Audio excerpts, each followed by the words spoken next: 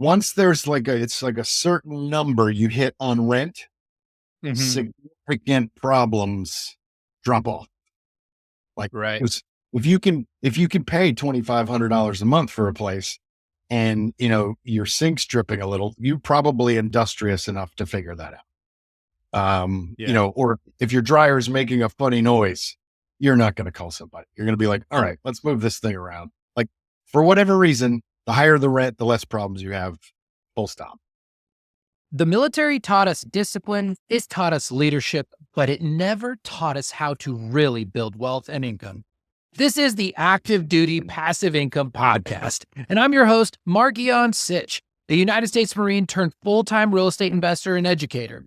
I'm bringing you the most successful military, veteran, and military spouse real estate investors, entrepreneurs, and industry experts to break down exactly how they did it, so you can too. All right, ADPI Nation. Okay, so this is going to be a different style of podcast. Just giving you a heads up. I'm really excited about this episode.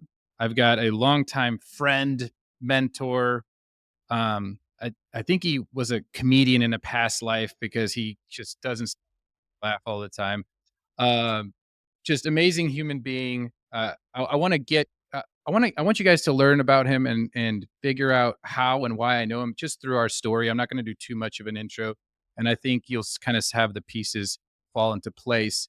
But I will start off with one little thing: is the main reason why Murph McCarthy is on this interview right now, for our entire audience to listen to, is because he was one of the first little seeds of real estate that was planted in my brain. Some of the ideas that he mentioned almost nonchalantly while we were like on the rugby pitch, is what kind of got my gears turning and helped me to where I am now. So anyways, welcome, Murph. I'm so pumped to have you. How are you doing today? Really good. Glad to be here. So it's neat to watch, your little project come full circle. I've been watching from the sidelines for a while, and I'm like, man, look at him go. But neat. Well, thank you. Yeah, I mean, this has been it's been a wild ride, and I'm going to be honest. I never in a bazillion million years thought that I'd be part of growing this awesome education community to help the military. So this was definitely not like planned or in the cards for me. I mean, you remember me? I was just like this full of piss and vinegar against the Russians, and wanted to just hack their systems while I was at the Naval Academy, and then ended up wiggling sticks on an antiquated Marine Corps aircraft, and then getting into real estate. I don't know how that happened, but here we are. You just keep hooking and jabbing, and eventually you hit something. And yeah, careful on the antiquated aircraft, because the 53 is a lot newer than a frog. So hence to that comment. Yes, I understand, but I mean, like, got to put yourself in my shoes. Like every single time we go out to the flight line, it'd be like, should we flip a coin if this is going to take off today or not? Like, we had no idea. But hey, so let me just start our story, our mutual story that I think everybody's going to be super excited about listening. They're going to enjoy it. Is how me and you met, okay? And then what was this little seed you planted in my brain? So I went to the Naval Academy, graduated in 2013, and about a year and a half. Well, I wasn't supposed to get in. Let's just be very clear about that. My SATs sucked.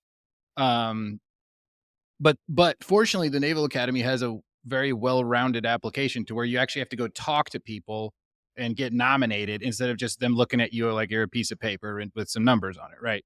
And so, fortunately, I somehow talked my way into a few nominations, and then when I was supposed to actually go 2 months prior, I broke my leg.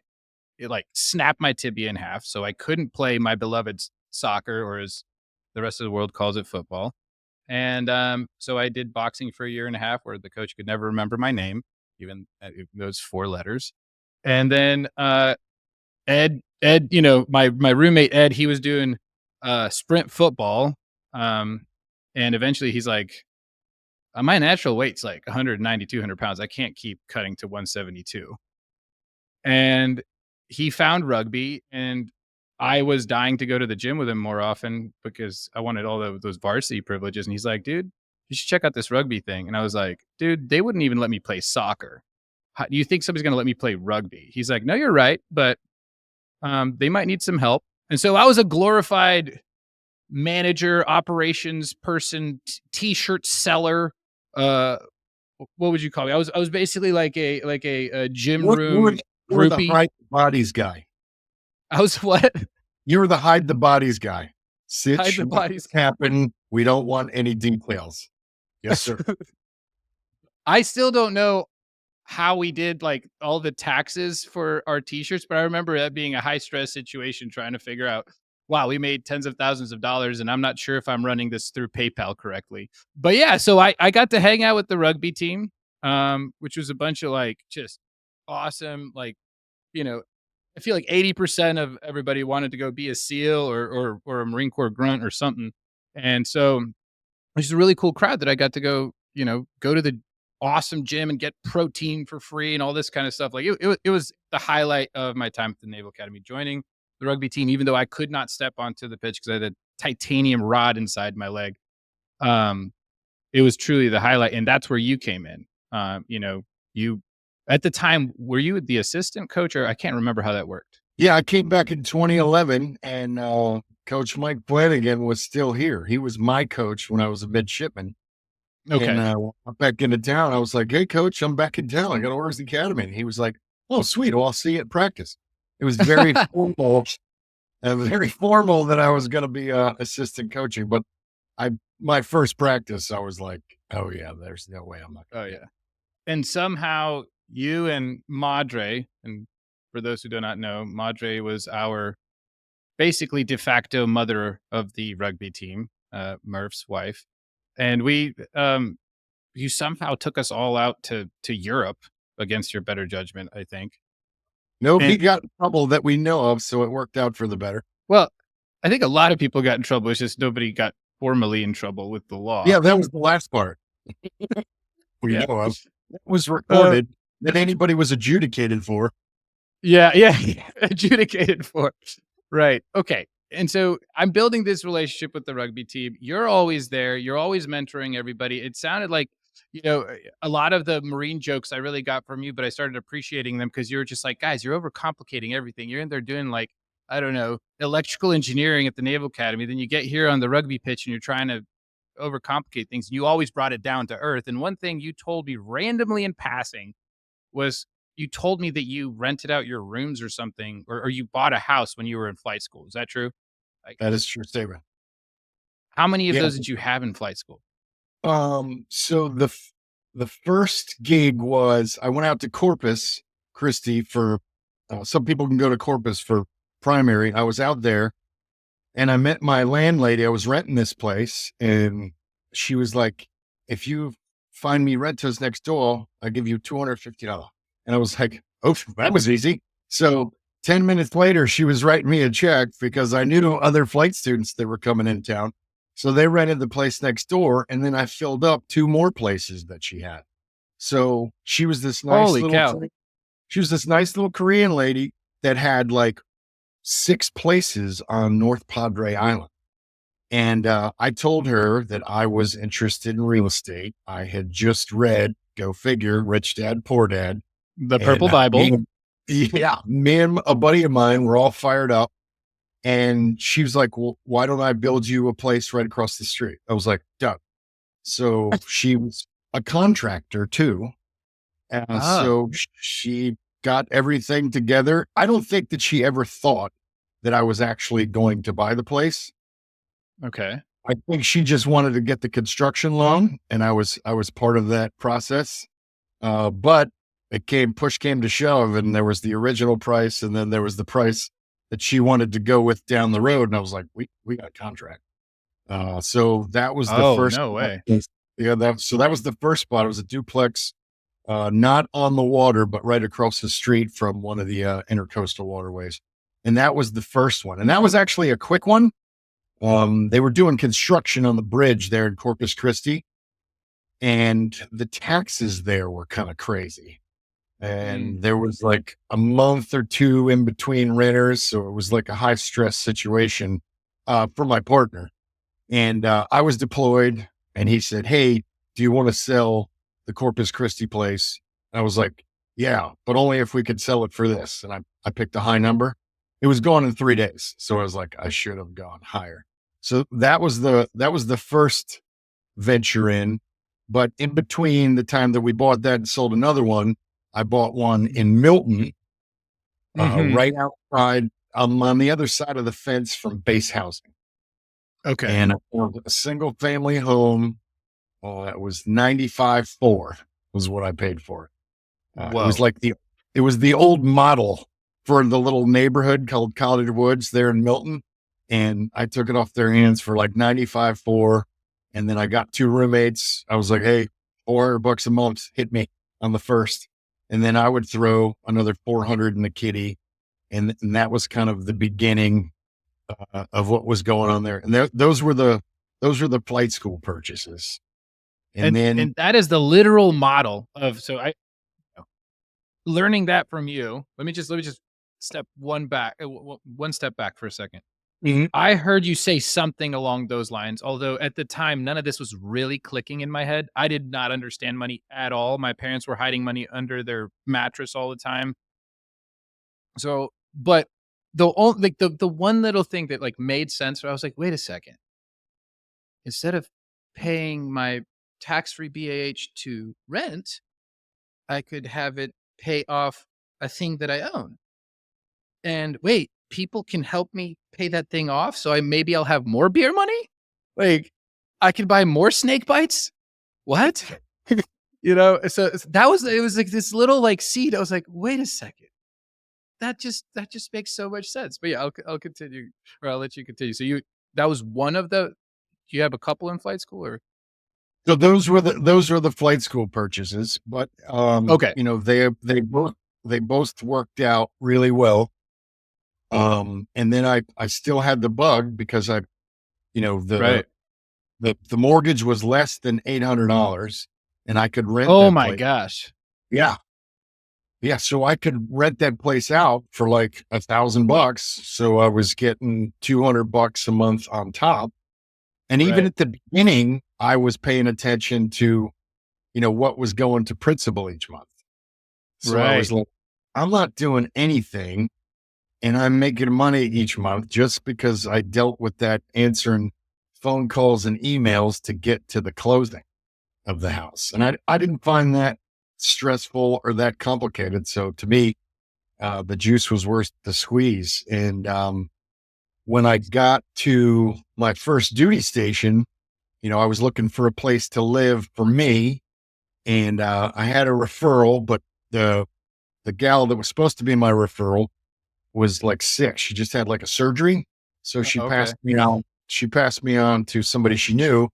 Turns out Mhm. this guy was a prior enlisted Marine. So was I.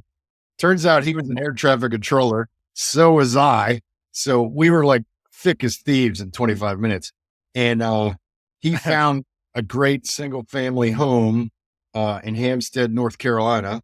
And that was more of a personal residence.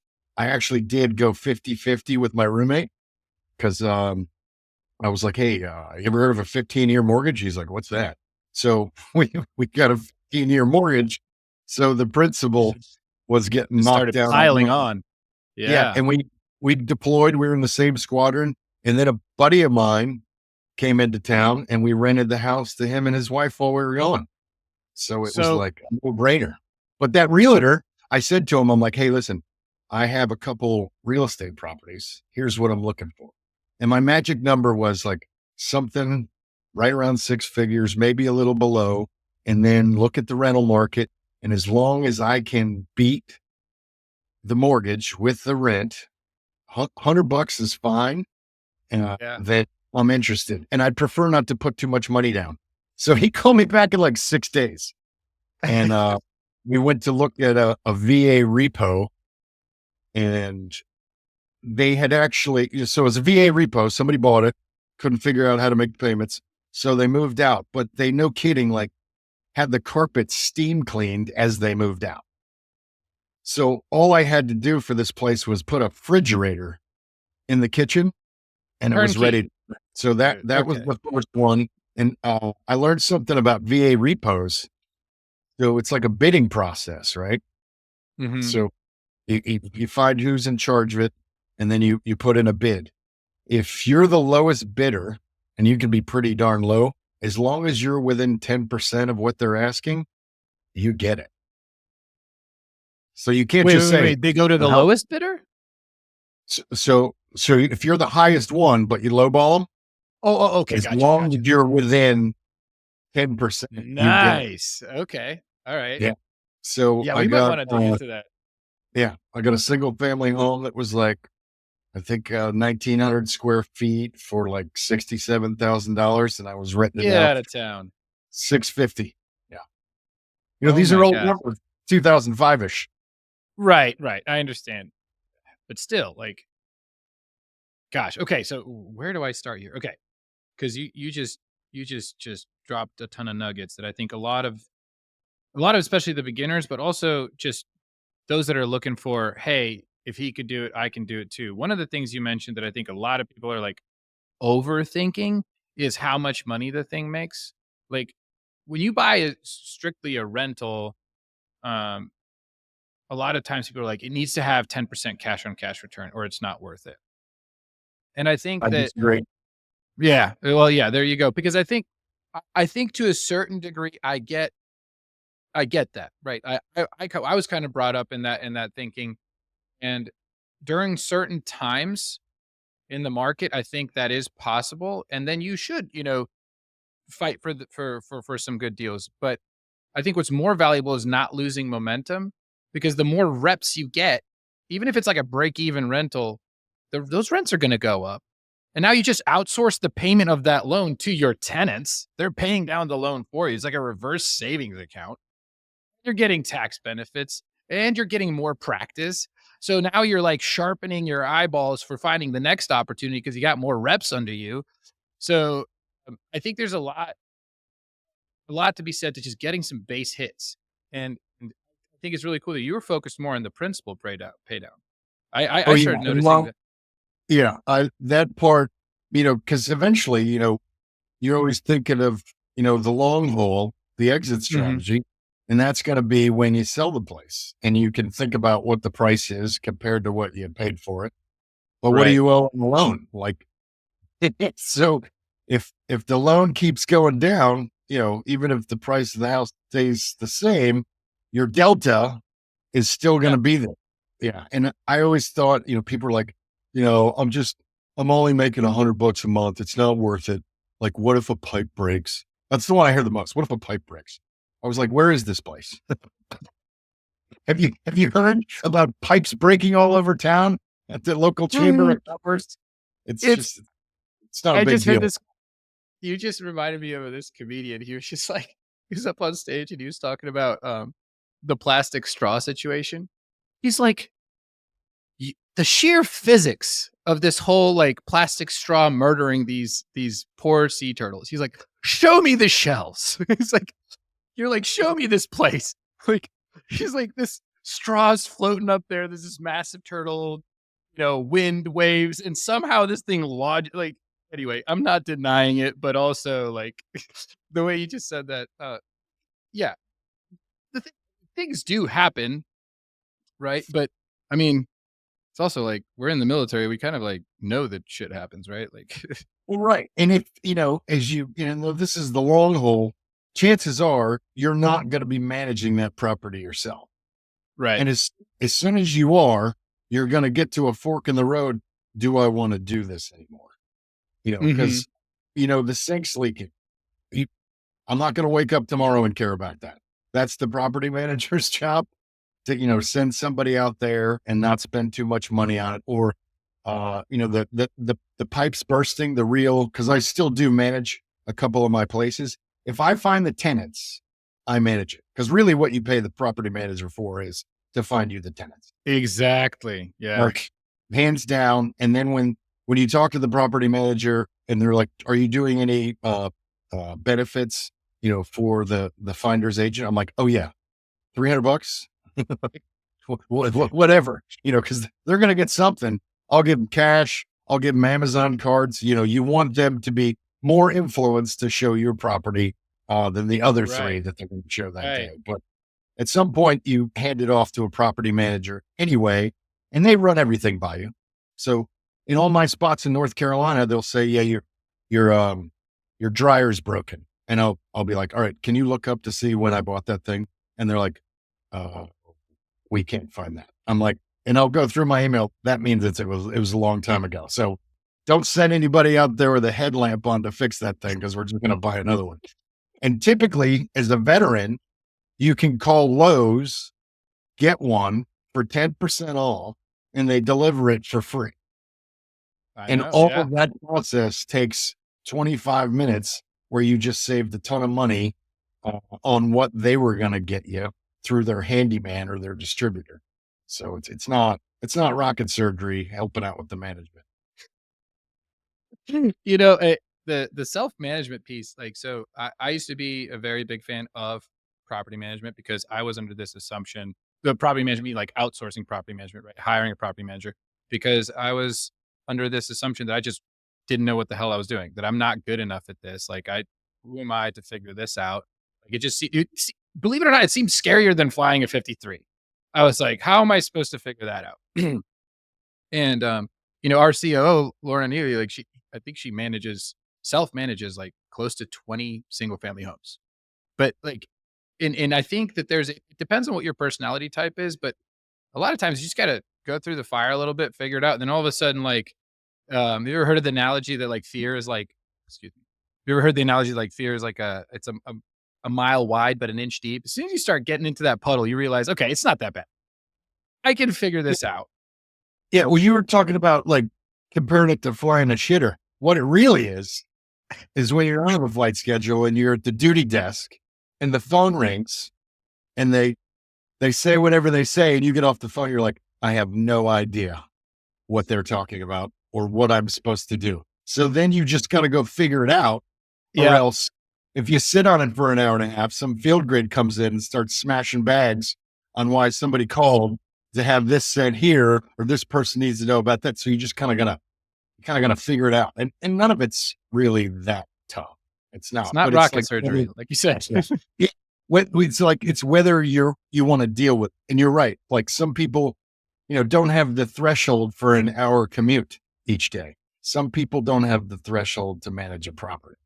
And then, like anything, is the juice worth the squeeze? I mean, when I came back from my first or second deployment, I was all motivated to go to the property manager and tell them that I no longer needed their services, because I was back. I could do it. I wasn't in the sandbox. So before I got into all that, she was this cute redheaded lady. She proceeded to tell me that she'd been sending eviction notices and she was going to be taking the tenant to court. And by the time she got done with her little spiel, I'm like, well, it's great to put a face with the name on the email. I'm so glad I dropped by. Have a great day. I was out of there. The drive home, I was going, I'm definitely not managing that property. And that was a good lesson, because I see. once there's it's like a certain number you hit on rent, significant problems drop off. Like, right.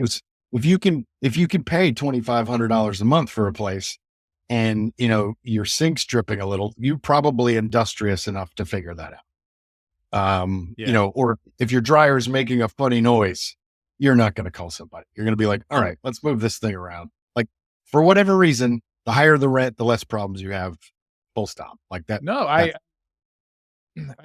think that's actually, I don't think that's a mystery, and I think that makes sense. But it is important to like realize that if you go for lower paying rentals, you're probably going to have more like things pop up.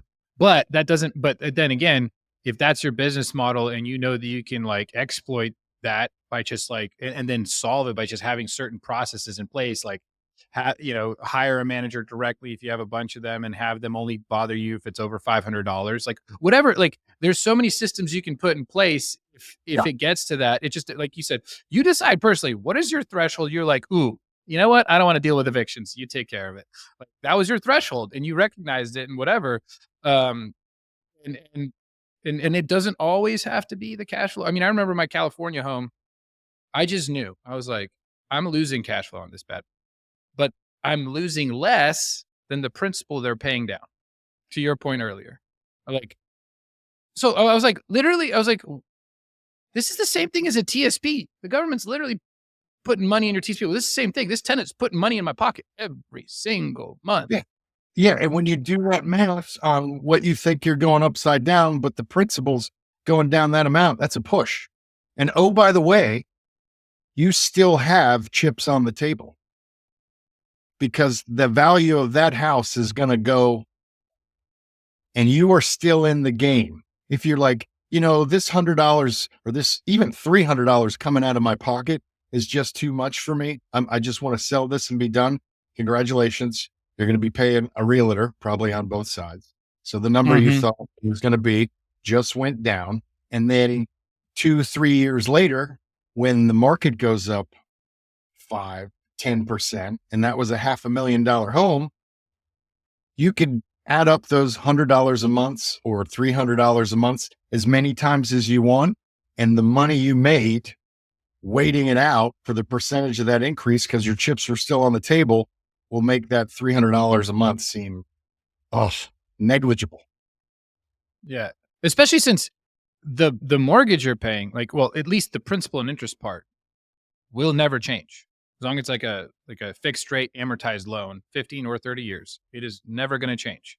Like your Correct. insurance might go up, your taxes might go up potentially, but what is going to go up because of the dollar constantly losing its value is the rent and Right. is the value of the property. So like you said, to your point, chips on the table. You almost got to have to do the, what's that? The mortgage is going to stay the same, but over time, and like I always like to talk about the wormhole, more of that mortgage payment is going towards principal than Right. interest. Yeah. When you first take a bite of that sandwich, you might be a little bit upside down or it's like even, you're like, holy smokes. It's because it's amortized. There's a lot of money in that balance and that's what you're paying on. But over time, that balance is going down and more of that money is going to principal. And that's where people kind of, they get a little buyer's remorse after they refinance when they actually look at what the principal is now after they refinance. Yeah. Well, so my California home, I actually refinanced 3 times. I went from like 4.5 to 3.8 to 2.7 to 2. I can't remember. So I brought it down, which helped me like on a month-to-month basis. I was not making as much from my apartment complex or the commercial side yet. I started having kids and, $600. I wanted to bring it down to $300, wanted to bring it down to almost nothing being lost every single month, just cash flow wise. So I did do that, but I was actually in that particular case, the principal pay down, even after refinance, was still going to be pretty dang awesome. And I knew that Oceanside was poised for some appreciation. Everything around my property, like Carlsbad was blowing up, San Diego was blowing up, Encinitas was blowing up, and Oceanside was just chilling there, just about to go through a geographical squeeze. People are going to have to move there. And I was just waiting, and boom, sold it for $172,000 profit with damn near no taxes. I didn't pay any because it was a primary residence for a while. So yeah, I think people focus too much.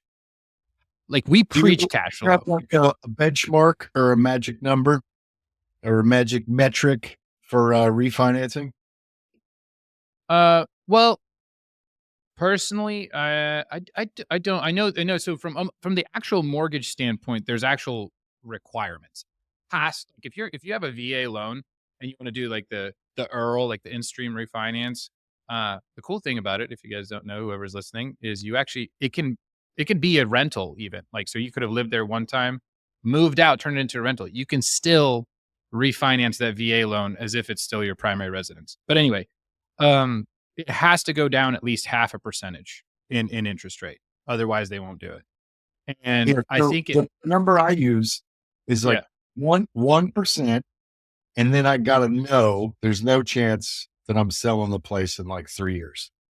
Yes. I think it's like, well, actually another more, I think it's a 2-year recoupment. They're like, can you recoup the cost of doing the refinance?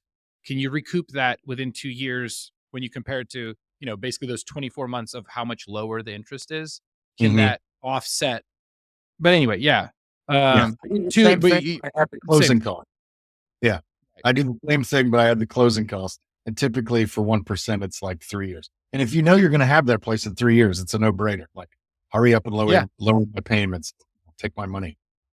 That, or you just want to catch I literally sold it at the tippy top of the market. Like boom, like interest rates were still like 2.25. So people are throwing ridiculous numbers. I had 27 offers, I think. 12 of them were like 40 grand over asking within 24 hours. It was nuts. So yeah, but anyway, Rather be lucky than good. yeah. Yeah. Well, I mean, what's that saying about luck? It's like the the intersection of preparation and opportunity or whatever. Like so, yeah. Okay. So, what about some of the entrepreneurial stuff you've done outside of real estate? So, real estate, you read Rich Dad Poor Dad. By the way, I think that was another seed that was planted in my head because later on, when I was in Milton, I started reading books and I was like, I think I remember this one being an important one. And so I read that. I push that all the time because if people got like an interest and they're paying attention to what I'm saying, I'm like, just trust me, Rich Dad, Poor Dad. It's like a snapshot. It's almost like, the Cliff Notes you used to get for like reading a whole thing, but it will tell you enough to why that you want to do this. And Yeah. it's really good for that. And then he's got a whole series if you want to get in the weeds on the other stuff. The only like the takeaways I had like over the years were like, I wish you would have talked more about, like tenant issues, that other Yeah. thing. That was one. And then the refinancing piece, this happens to me every time I go to get financing.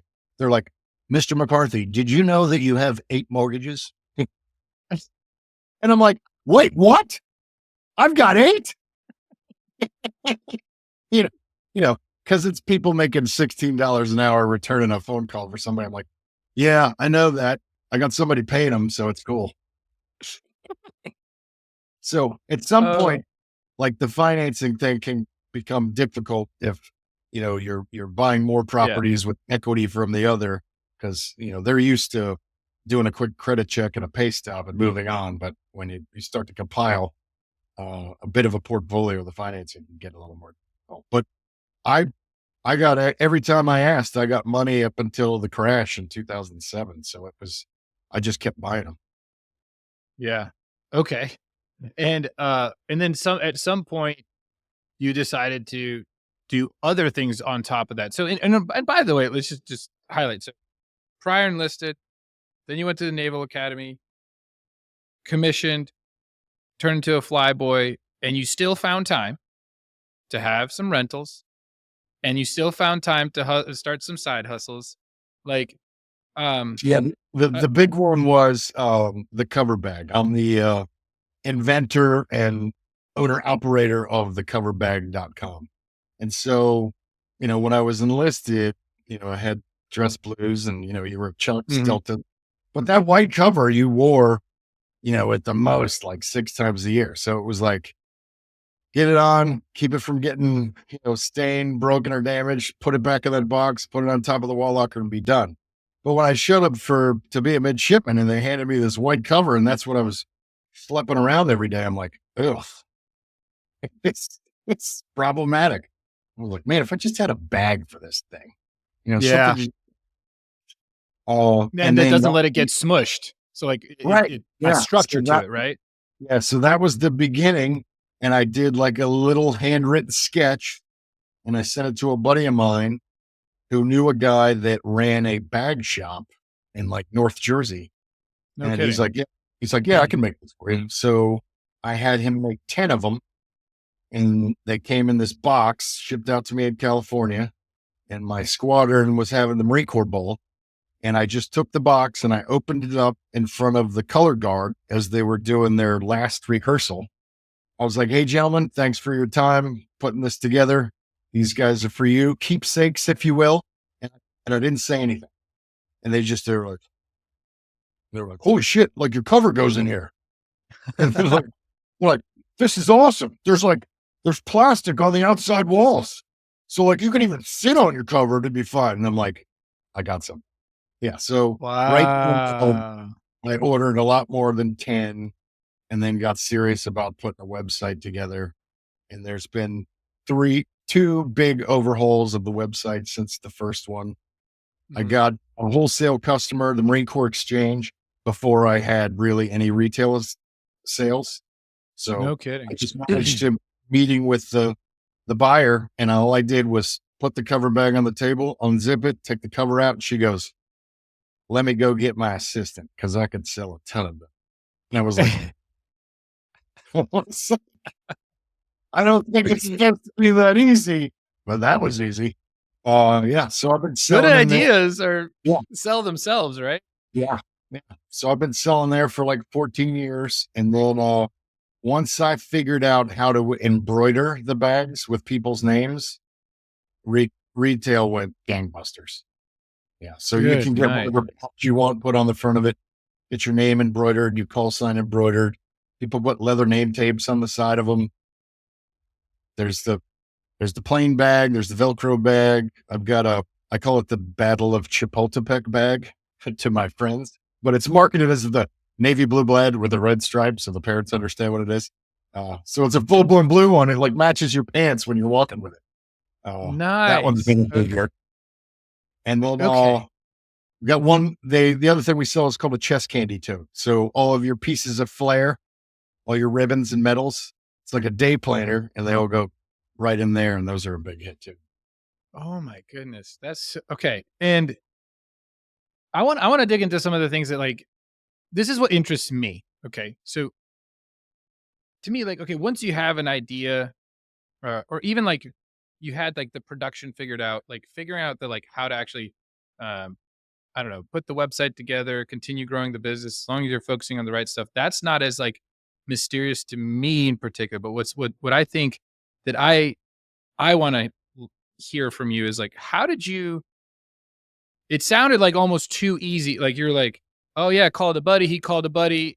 And this thing was just made and it was perfect. And then you're like, oh yeah, I knew the person at the exchange and they were like, boom, boom, boom. I think that personally, I think that people do when they hear stuff like that, they do think it's too good to be true. And then they don't, and they don't do the minimum to make those opportunities actually happen. And they're just like, oh, that's just luck. And I'm like, did you pick up the phone and try to call 10 people? Like you probably would have stumbled into a similar situation. If you had a good idea, did you again do something about it? Like you still went and called your buddy who called a buddy who made the thing happen, right? Like it's not rocket surgery like you say, but it is like kind of like swallow your ego effort, right? How did that actually like, can you dive into that a little bit more? Because I think that's going to be very valuable. Yeah. So, just start a website. Yeah. That's not really how it works. Right. Keep in mind I think this was like 2009-ish. I in my head, it's all like the chronology of before this deployment and that deployment. So I'm going to say 2009-ish. Okay. A buddy of mine knew some guys that had a business where they had a website where they were selling concert tickets in like New York City, but it was like obscure shows. It was like this 6-piece horn band that only plays a couple times a year. But if you want to go see them, you got to buy the tickets from these guys. And I think their gig was called like In Ticketing, but they said, yeah, we can make a website. And they were friends of his. So they did the first one, and it was, it was for the time, even for the time, it was pretty rudimentary.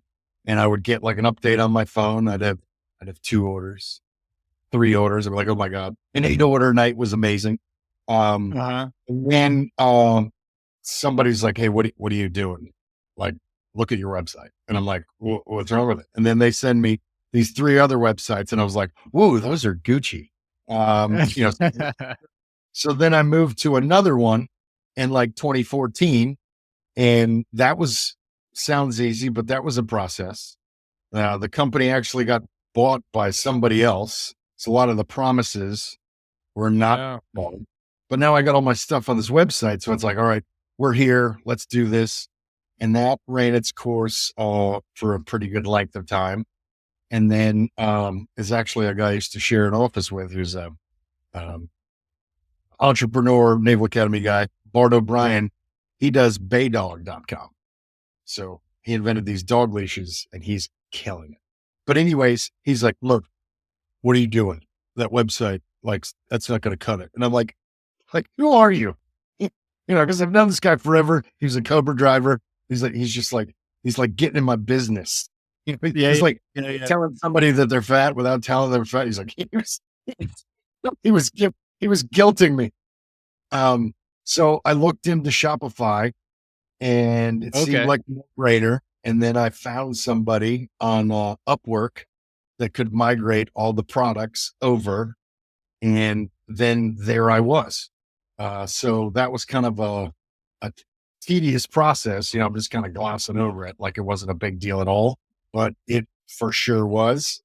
And then, the whole of selling stuff, that the manufacturing, like, let's start there. Like, so you called your friend.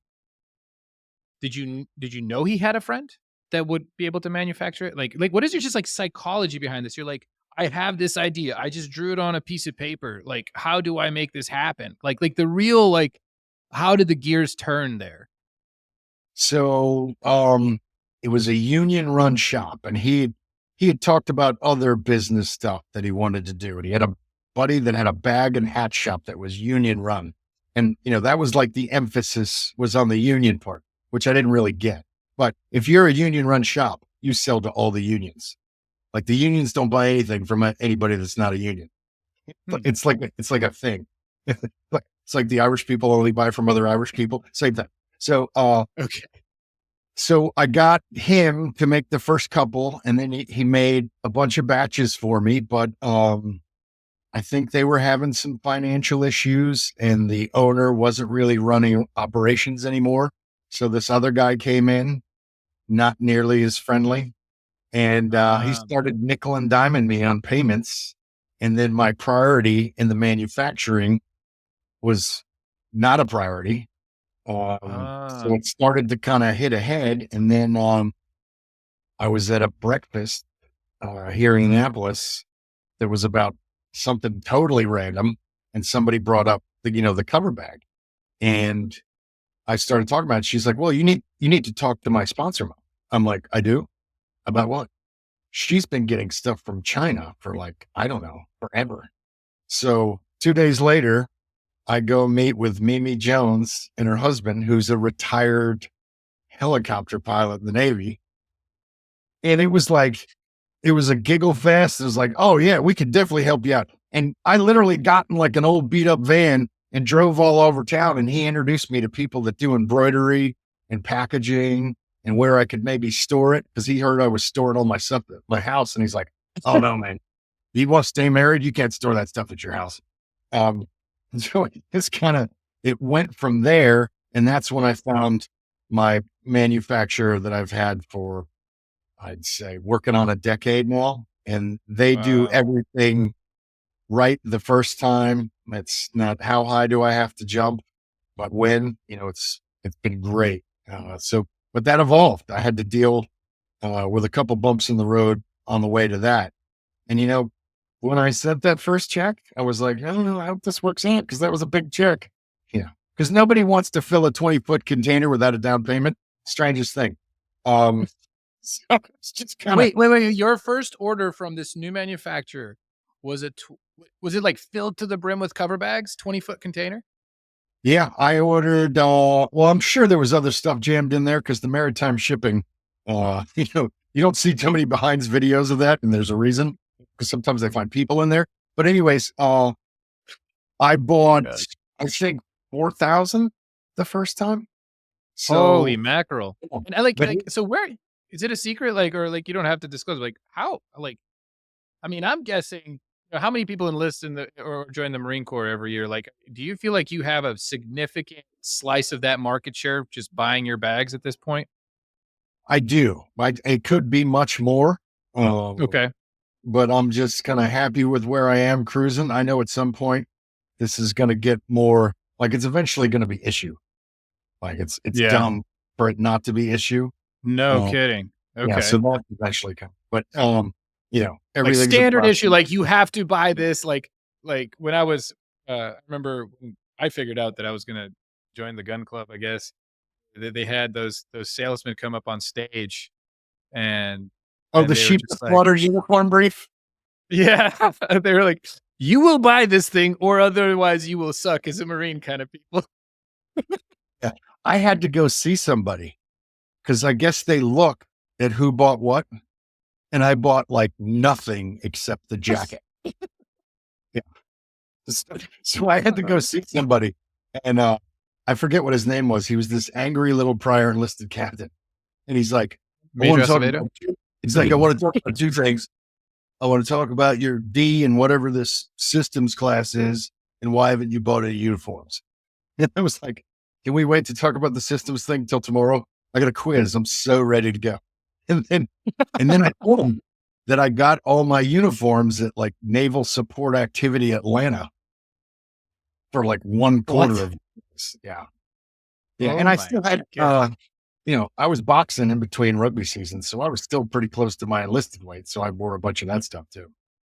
Gotcha. Yeah, see, I grew up with the likes of Ed, who wanted to go for the creme de la creme, nicest stuff all the time, buy the nicest Naval Academy ring, and so like I was always swayed to follow the the Yeah. Charleston way. It's the natural way of things. If your name is followed by the fourth, typically you like nice things. Yeah. Ed, I But hope you're listening to this. hopefully that'll be issue at some point. But we'll just have to see what happens. That's awesome. I'm gonna What I'm gonna funny keep asking you story, for updates on that. funny story about like you don't know what you don't know, and like Mhm. how easy is this? I was literally going to this warehouse. I got the address for the warehouse where the stuff came in from China, and I had my pickup truck and a junk trailer. You ever seen a junk trailer? It's a I- trailer going down the highway that's got like two washers and a dryer and like a bed in it. It's like hanging off the Yes, side. yes, You're like, yes. you're like, I need to pass that thing. Something's coming out of there. So the first time I went to go pick up stuff, that's what I picked up. And these dudes opened the garage door and they're like, "What are you here for?" And I handed them a bill of lading. I didn't even know what that was. And they brought out like 6 pallets and they're like, "You're going to hand load these into a pickup truck and a junk trailer." Okay. Oh. And they thought it was hilarious. And they helped me and I tipped them. And when I came back the next time, there was more guys waiting trying to get tips because I guess nobody tips on a loading dock. But Really? Well, yeah, the lady that facilitated the purchase is like, "Murph, why don't you get a truck?" So I'm like, "Sweet, I'm renting like a truck now, and I'm back in this 35-foot truck, like a I'm U-Haul working- type of truck kind of thing? yeah, but the like a big moving truck." Yeah. Okay. And I knew how to work a pallet jack, so I got good at that. But the guys on the dock were like, "Hey man, you're not pinwheeling them," and I'm like, "I'm not what?" So you put one pallet in this way, and the next one goes in this way, and he's like, "Where's your straps?" I'm like, "Straps." It's like, if you have to jam on the brakes and this stuff goes flying everywhere, so's this truck, and you'll be in a lot of trouble.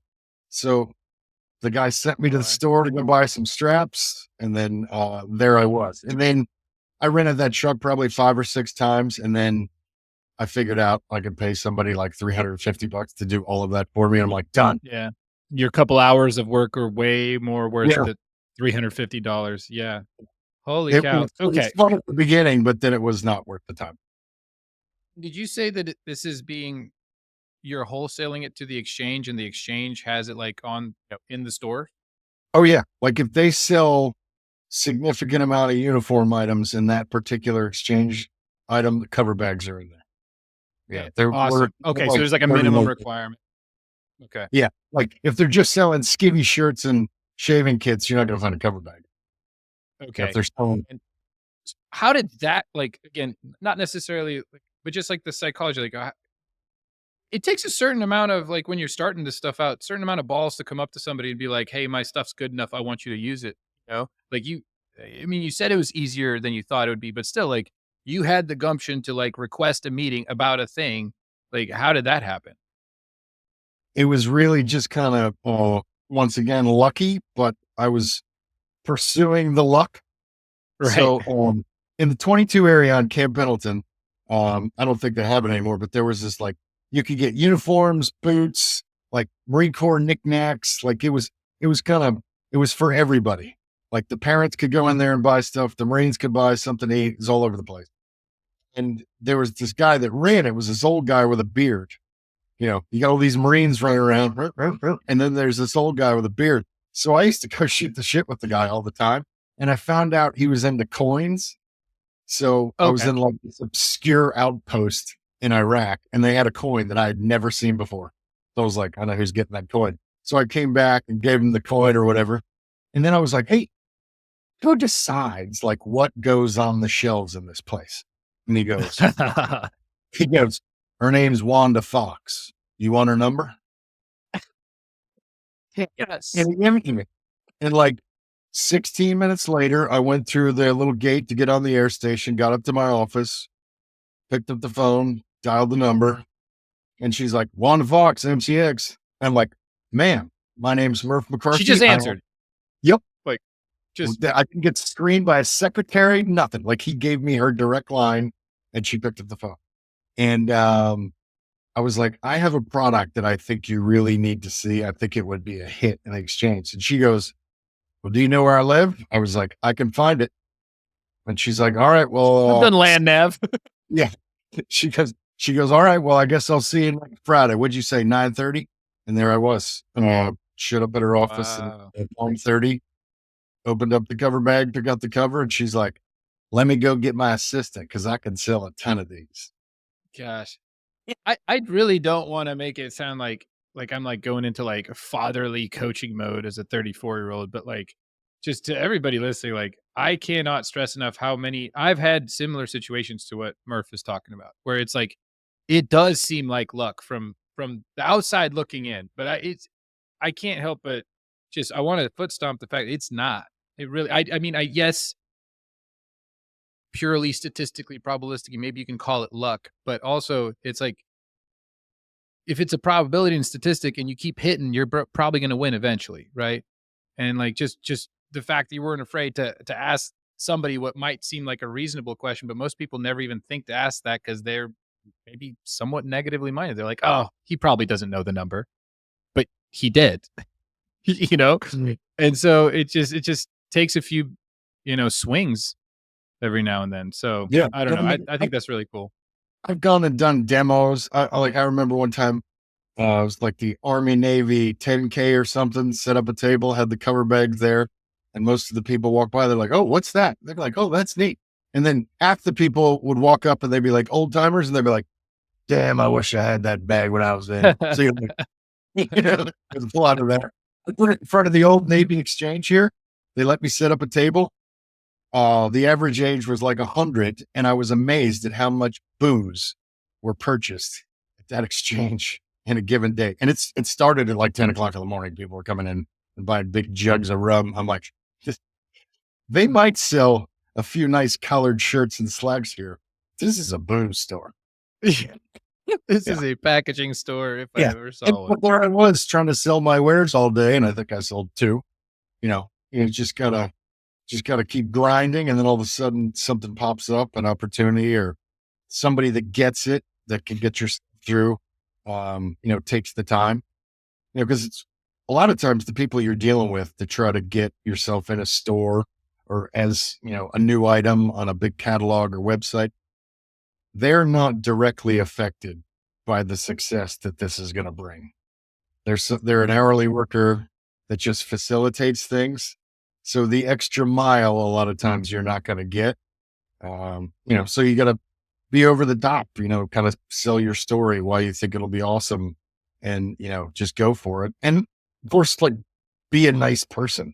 Like nobody likes to deal with a curmudgeon or somebody that's making demands all the time. So that part helps a lot too.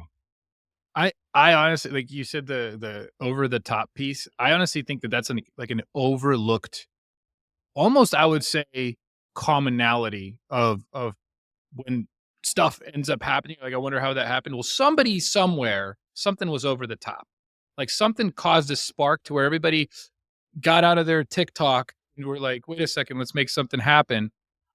Because like, I mean, I can't like most of the properties I got under contract on, like some of the bigger ones in my like early days, if you will, was because I like sent a video to the buyer or to the seller, right? Like they'd never seen that with like, oh, here's the offer, and this guy sent me a video, or like you got to do something extra, right, to stand out.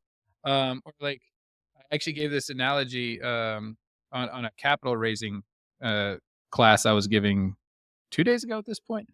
And I told everybody, this is what I told you, I was like, you got to be a little crazy. Like you gotta be a little crazy because like what's going to make you not seem like just another, oh, I got a real estate deal for you. And my dad gave a kind of, I don't think he meant to give me this like analogy of a life lesson, but I remember I was trying to date this one girl when I was at the Naval Academy, and I couldn't make it happen. Well,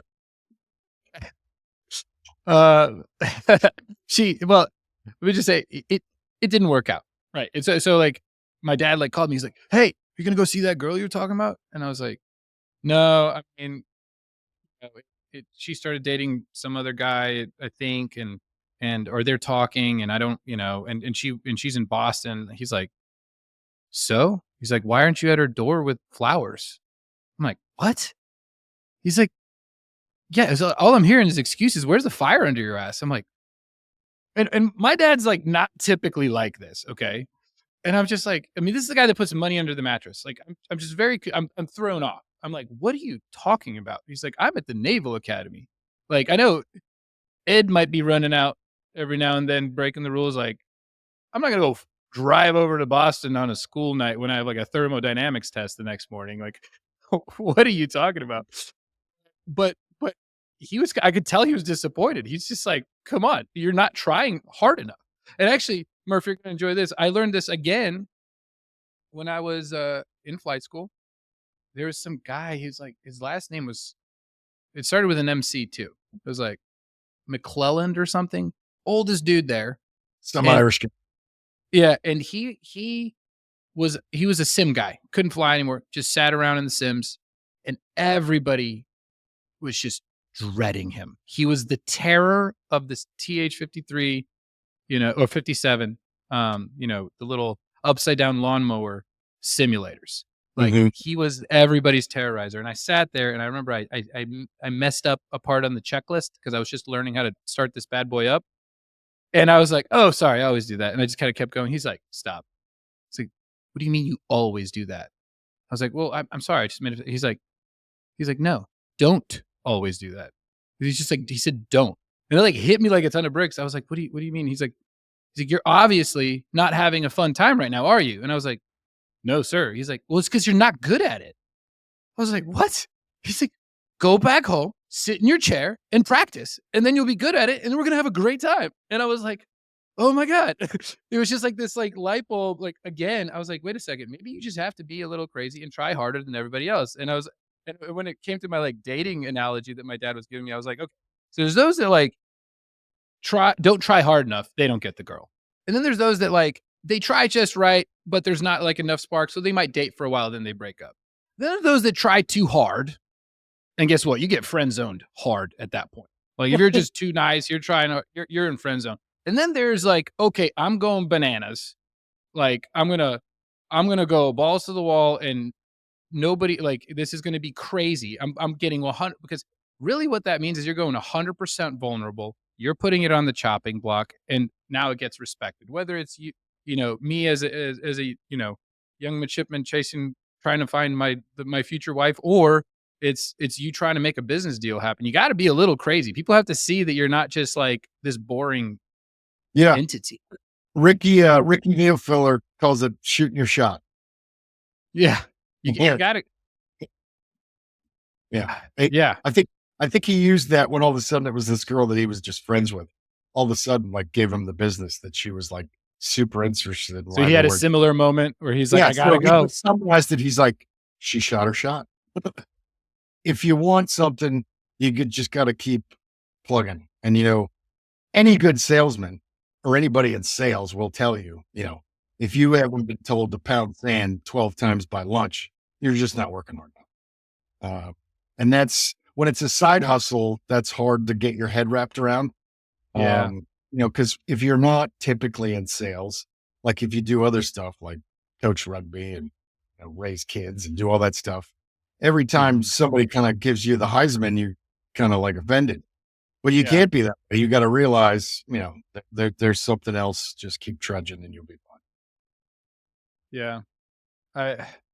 It's funny. Like I used to be terrified of the word sales, and like right now, I'm realizing well, Zig Ziglar said it best. I think he was like, everything in life is sales. And he made the analogy that he sold his wife on marrying him, and I keep bringing that up every single time I talk to somebody about sales. But I think it's like a lot of times what sales really is helping somebody get over their own like limiting beliefs, their own doubts, their own objections, like their own negativity, and just being like, no, guess what? You can call it luck, but if you do invest in yourself or do this thing, like that has been a huge challenge for us as an education community. Like most of our education is completely free, but some of it where we spend our time and effort and we do things with you, we help you implement stuff, it is not free at all. And a lot of times, you'll have people from the military, because we're all military, and they'll be like, well, what is your rate of success? I'm like, the rate of success is your rate of success, right? When you joined the Marine Corps, did you ask them like, well, what is your rate of like success of passing boot camp? No, it's on you. The framework's there, the support's there. Like if you don't do the push-ups, you're probably going to fail. So is there something I should know? Like, are you confident in yourself? Like there's hundreds, thousands of our students that have gone through, started buying real estate, apartment complexes, billions of dollars closed. So it's just like, I don't know. That's not even a number I care to track. Like, are you going to succeed? I like the term that some people use for like fitness people that are like data whores. Like it didn't count unless it's on their step finder. And then it downloads their app and they can look like people need a metric. Like they got to have. So if I give you this money, what exactly do I get back? They're like, well, what are you going to do with the knowledge that I impart on? You know what I mean? And I was doing some quick math on some of the stuff that I've done. And like we talked about that place at 95.4, it's worth 232 now. If you take 95% of the Zillow value, that's typically the magic number and I only owe like 82 on it. And that number's high because I refinanced it. Yeah. And that's how I bought 2 more units in North Carolina. And it's funny about those 2 units in North Carolina. They were the end units on a duplex, right? Original plan with me and my buddy was to buy the whole duplex, but we kind of got cold feet right at the end. So those 2 places that we bought for 111 are now at 173, and the mortgage balance on the 2 of them 67. So there's over $100,000 in equity in those 2. And if we just would have taken the money and got the other 2, you double that. So it's like we did shoot a shot, the whole shot. No, sorry, I didn't mean to interrupt, but you didn't even talk about the cash flow yet, right? Like that also makes you money every month. Yeah, and the cash flow is not money that you're really spending on beer or getting rims on your car. It's that you put into an account for when stuff pops up. You got the right property manager. It's not paying the actual mortgage yourself because that's bad for business. I don't like paying mortgages myself. I just like having 8 of them that other people pay. Yeah. Outsource that.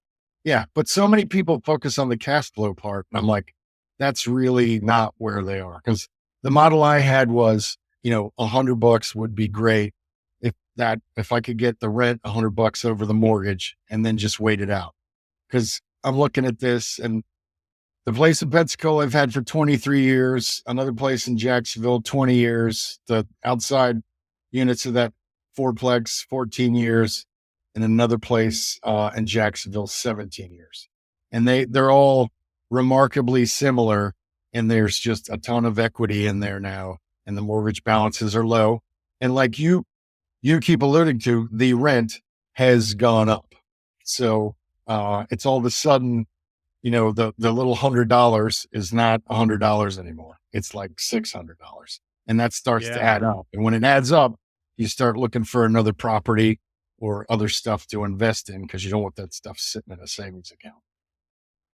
Well, Murph, I can't thank you enough. I had a blast chatting with you. What is there like any like parting words? Like, I mean, just imagine, I don't know, it's you coming out of the Naval Academy again, or whatever. Like, that you just want to leave somebody with a zinger to kind of impart some last minutes of wisdom. Your saved round, if you will. I would say, kind of going back to when I first was learning about this, I liked it. I was thinking about it, but I hadn't done it yet. And I was reminded of something, of all people.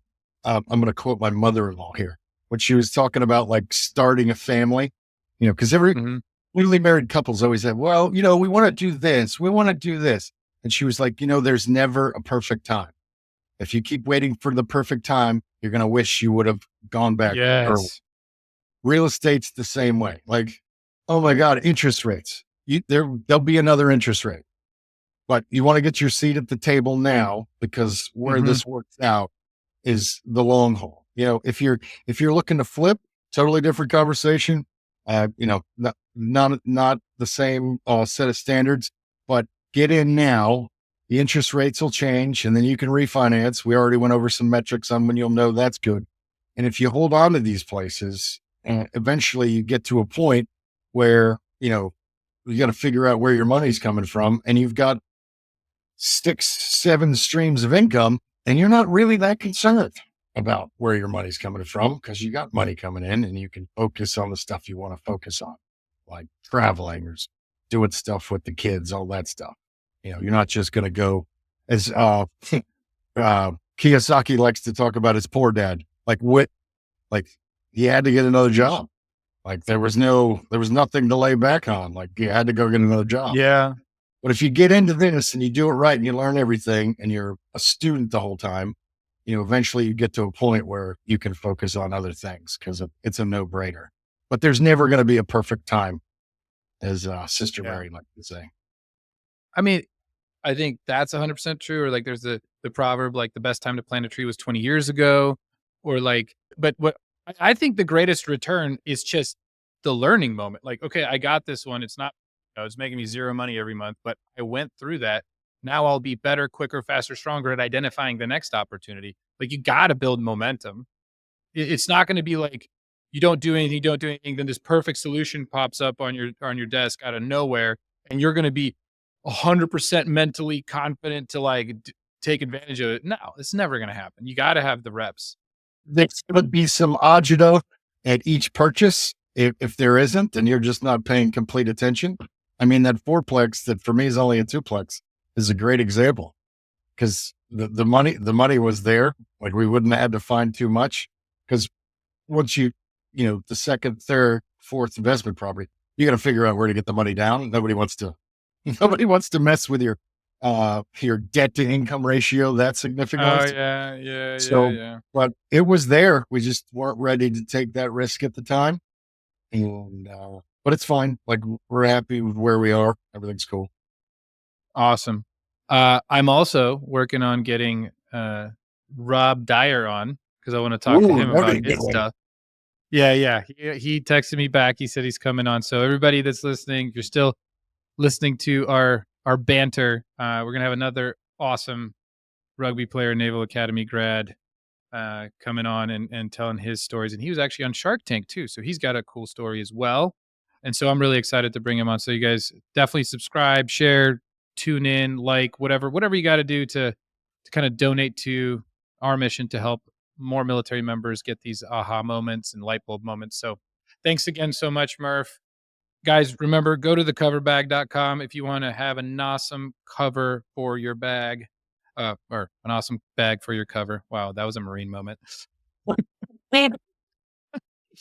Okay. Thanks, Murph. See you later. You bet. Grammy, this is awesome. Keep up the good work. Thank you, for sure.